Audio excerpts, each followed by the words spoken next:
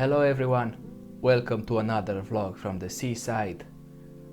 Today I will tell you about our trip from Qingdao, China, all the way to Singapore and the supplies that we have received because we were very hungry.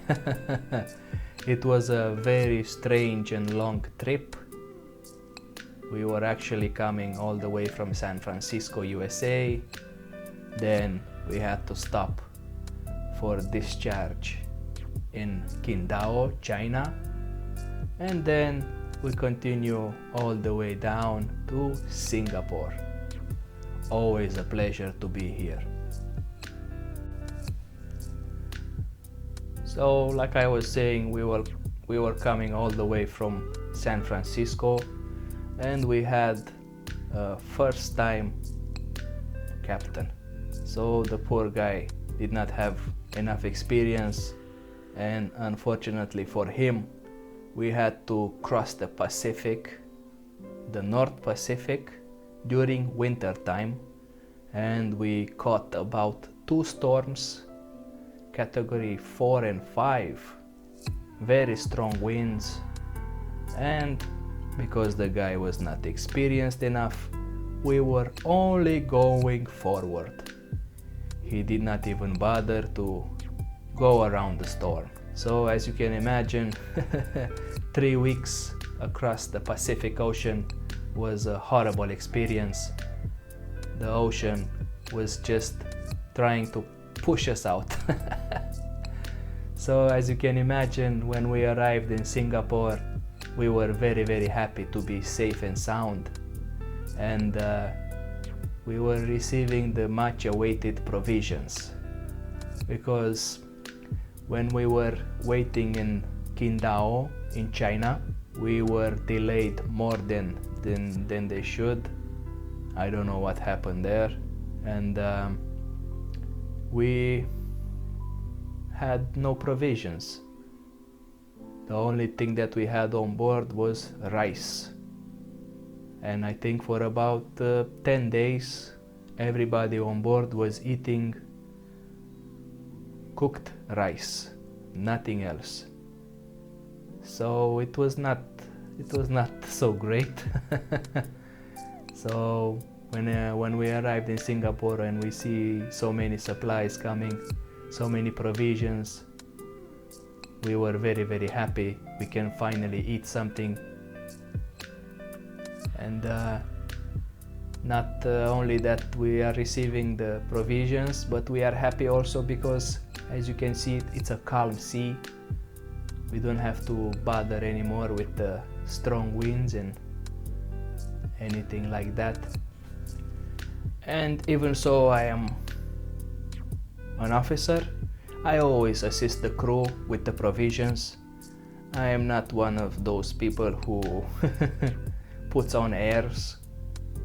No, I do not have to carry this. No, I do not touch that. No, I avoid hard labor. It's nothing like that. It's always a pleasure to assist the guys. Whatever I can do to assist them, I'm either the crane operator if the bosun is busy or an AB, or I can just pick up the pallets and take the provisions inside. I always assist the crew whenever I have a chance. So in Singapore, it's a very convenient place for any company. If there are any seamen here on my channel, they can confirm this. Singapore is a very good place to receive provisions because the logistic is very well done. They have good operators over there. So any supplies, any provisions, any spare parts that you need, you will receive a good quotation. They always give you the best price in Singapore, and they always give you a small gift. Whenever you are buying something, you will also receive something extra for free. And you always receive all the parts, if we are talking about spare parts or the provisions. This is our bond store, actually, what you are seeing right now. some chips, some soft drinks, things like that. So like I was saying, you always receive your provisions and everything in the quotation you will receive, because everything is well done over here.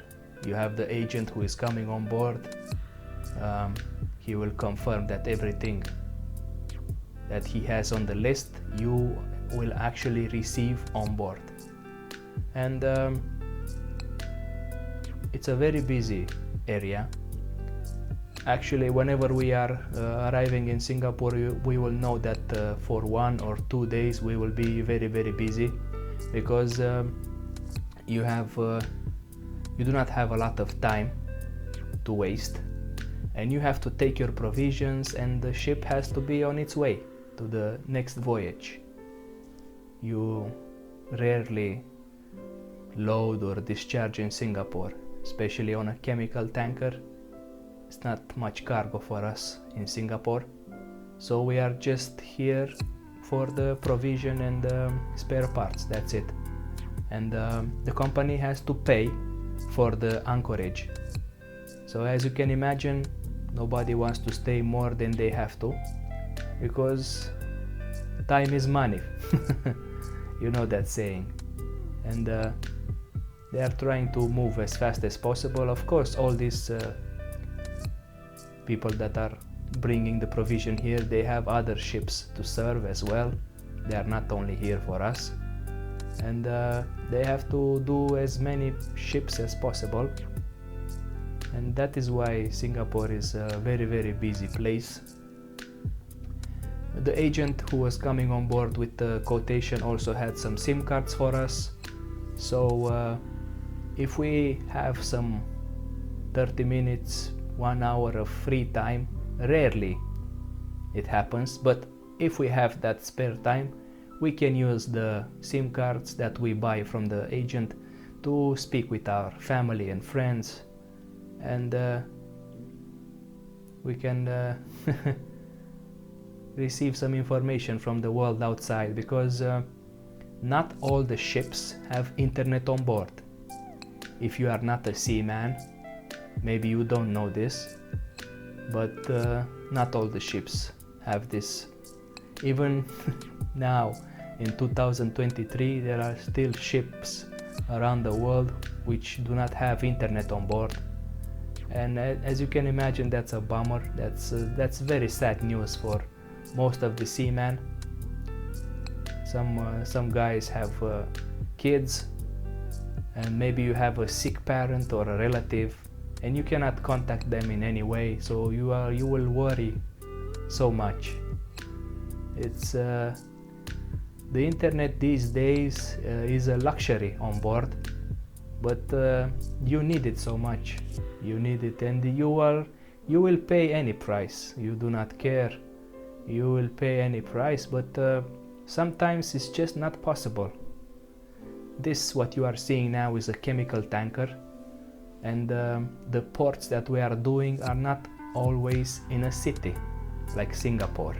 Sometimes it's just a jungle with some piping coming out of the sea, and that's it. So there is no shops nearby, you cannot go for shore leave, there is no one to sell you SIM cards or anything like that.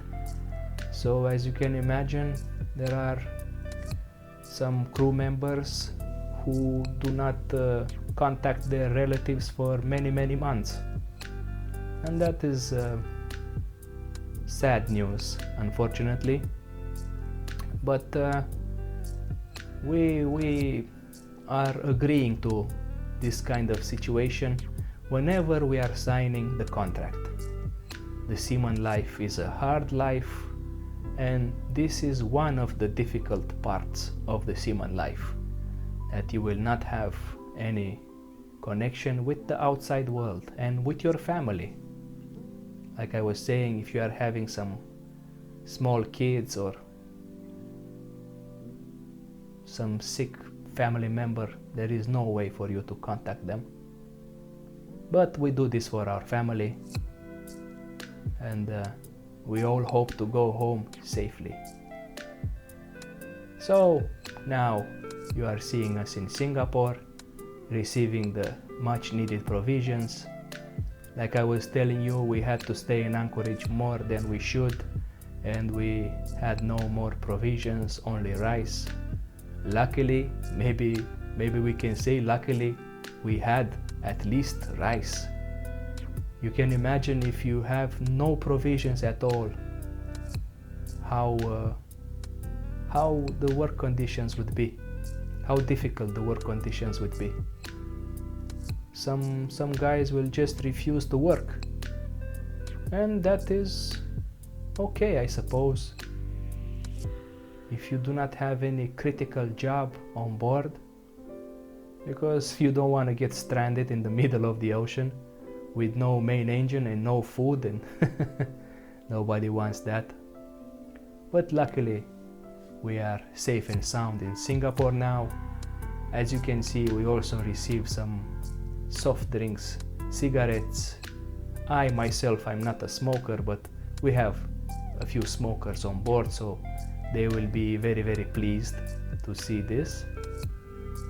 I am filming the provisions that you are seeing in the alleyway because I was the one who was carrying this for the bond store. The cigarettes, the soft drinks.